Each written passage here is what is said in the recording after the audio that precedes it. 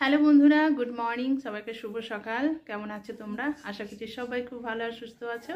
আর তোমাদের ভালোবাসা আমরাও সবাই খুব ভালো আছি। তো বন্ধুরা, তোমাদের আগের অনেকগুলো ভিডিওতেই বলেছি যে আমাদের বড়দির খুব শরীর খারাপ। তো আজকে বড়দিকে হসপিটালে অ্যাডমিট করতে যাওয়া হবে। তো সেই কারণে সকাল সকাল সমস্ত কাজকর্ম কমপ্লিট করেছি, তবে কমপ্লিট করতে দেরি হয়ে গেছে। আজকে হচ্ছে এখন বাজে হচ্ছে তোমার প্রায় দেখো 10টা বাজতে চললো। তো এখনো পর্যন্ত টিফিন সারা হয়নি। তো চলো টিফিন করে রান্না বান্না করব, কারণ বদ্দি তাড়াতাড়ি খাওয়া দাওয়া করে যাবে। তো চলো বন্ধুরা, আজ ব্লগটা শুরু করলাম। দেখতে থাকো, আশা করছি তোমাদের ভালো লাগবে।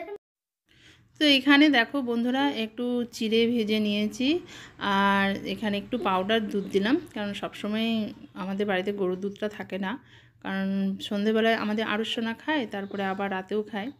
আর এখানে কলা নিয়েছি, আর তার সাথে দেখো একটু কাজু আর একটু কিশমিশ মাখিয়ে দিচ্ছি।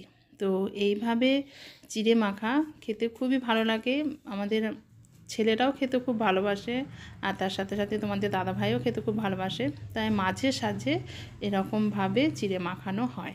আর এর সাথে যদি একটু মন্ডা দেওয়া হতো তাহলে তো খুবই ভালো লাগতো, কিন্তু এটা যে খাবো এরকম তো কোনো পরিকল্পনা ছিল না, তাই কোনো কিছু আনা নেই। মানে মোট কথা দেরি হয়ে গেলে এটা হচ্ছে তোমার চটজলদি একটা স্বাস্থ্যকর ব্রেকফাস্ট। তো দেখো এই কলাগুলো এইভাবেই চটকে নেব, আর একটুখানি চিনি দেবো, যেহেতু কোনো রকম সন্দেশ নেই। এর সাথে আরও অনেক রকম ফল, যেমন ধরো লেবু, আপেল, এগুলো দিলেও খেতে খুব ভালো লাগে। আর একটু নবান্ন নবান্ন খেতে হয়, এটা খেতে খুব সুন্দর লাগে। তো অত কিছু ছিল না, শুধুমাত্র কলাই ছিল, আর বাড়িতে তো কাজু কিশমিশ এগুলো থাকেই ধরো।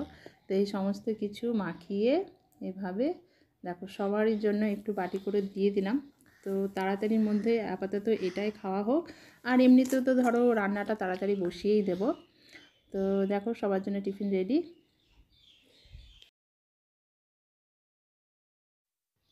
তারপর টিফিন খাওয়া দাওয়া করে মানে আমি ভাতটা বসিয়ে দিয়েছিলাম, তো ভাতটা আমার হয়ে গেছে। আর এই দেখো এগুলো হচ্ছে পুঁই মিচুটি, মানে পুঁইয়ের ফুল ধরে গেছে সেরকম। তো তার সাথে মাছের মানে এই মুড়োটা দিয়ে রান্না করব, আর তার সাথে একটু আলু আর ঝিঙে দিয়েছি। বাড়িতে যা যা সবজি ছিল, এখানে কড়াইও বসিয়ে দিয়েছি রান্না করব বলে। আর এই দেখো বড় মাছ নেওয়া হয়েছে, এটা হচ্ছে রুই মাছ। আর তার সাথে আমাদের আজকে মাসির শাশুড়ি এসছে, মানে দিদিকে দেখতেই এসেছে। তো সেই মাসি শাশুড়ি একটু শুশুনির শাক নিয়ে এসেছিলো, তো সেটাও এই দেখো বেছে একদম ধুয়ে নিয়েছি, আর এটাকে জল ঝরাতে দিয়েছি। তো অনেকক্ষণ ধোয়া হয়ে গেছে, জলটাও দেখো বেশ ভালো মতো ঝরেও গেছে। তো বন্ধুরা, মাছ ভাজা কমপ্লিট হয়ে গেছে। মাছটাকে রান্না করব কাঁচা লঙ্কা, টমেটো, ধনেপাতা, পেঁয়াজ দিয়ে রান্না করব। এই যে পেঁয়াজটা ভাজতে দিয়ে দিয়েছি। আর তোমাদেরকে পুরোটা দেখাচ্ছি না, কারণ সবটা দেখাতে গেলে তো মানে ব্লগটা অনেক বড় হয়ে যাবে, আর সেটা দেখতে তোমাদের ভালো লাগবে না। তো এখানে মাছের ঝোলটা একদম রেডি, ধনেপাতা আর পেঁয়াজ টমেটো দিয়ে করলাম। আর এটা হচ্ছে তোমার মাছের মুড়োটা, সেটাকে এখানে মশলা নিয়ে নিয়েছি, আদা রসুনের পেস্ট আছে, আর আছে এখানে কাঁচা লঙ্কা। তো গুঁড়ো মশলা তো একটু দেবই বলে একটু কম করে নিয়েছি। তো মুড়োটা খুব ভালো করে কষানো হয়ে গেছে, তারপর আলু, ঝিঙে আর এই পুঁই শাকটা দিয়ে নিলাম। তো এটাকেও একটু ভালো করে কষিয়ে নেব, তারপর সমস্ত গুঁড়ো মশলা দিয়ে ঢাকনা দিয়ে দেবো। তো এইভাবেই রান্না করি, আর এইটা খেতে খুব সুন্দর হয়। শীতকালে তো ভীষণ ভালো লাগে খেতে, আর এমনি সারা বছরও ভালো লাগে, তবে শীতকালে যেন এই সবজিগুলো খেতে একটু বেশি ভালো লাগে। তো দেখো রান্নাটা হয়ে গেছে। তো আমি তো খুব বেশি গুঁড়ো লঙ্কা ব্যবহার করি না, কারণ আমাদের দিদি খায়, বাচ্চাটা খায় বলে। তো এরকমই কালারটা এসেছে, খেতে কিন্তু ভীষণ টেস্টি হয়েছে। আর এটা পুরোপুরি জল ছাড়া রান্না করি, তো এটা খেতে খুবই ভালো লাগে। দেখো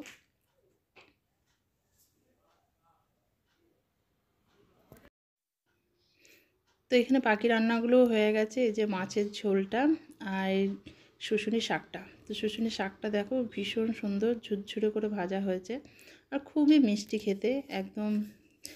এগুলো জলাশয়ে হয় গ্রামে, জানো তো, খুবই ভালো লাগে এগুলো খেতে। দেখো সবার জন্য এখানে ভাত নিয়ে চলে এসেছি টেবিলে, আর সবারই খাওয়া দাওয়া কমপ্লিট।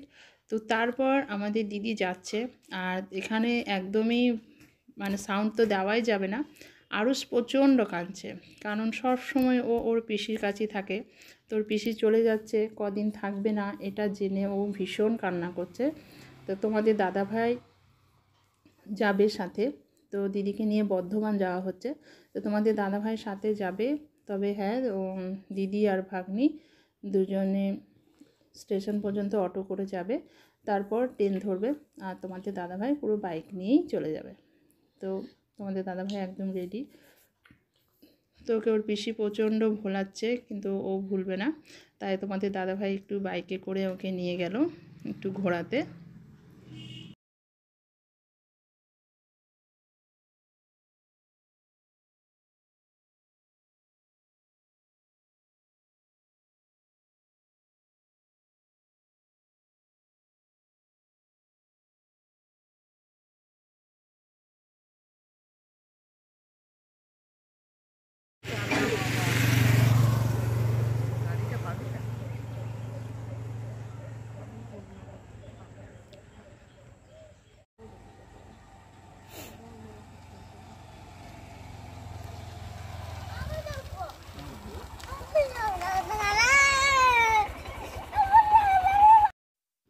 তো তারপরে দেখো সবাই পেরিয়ে গেল।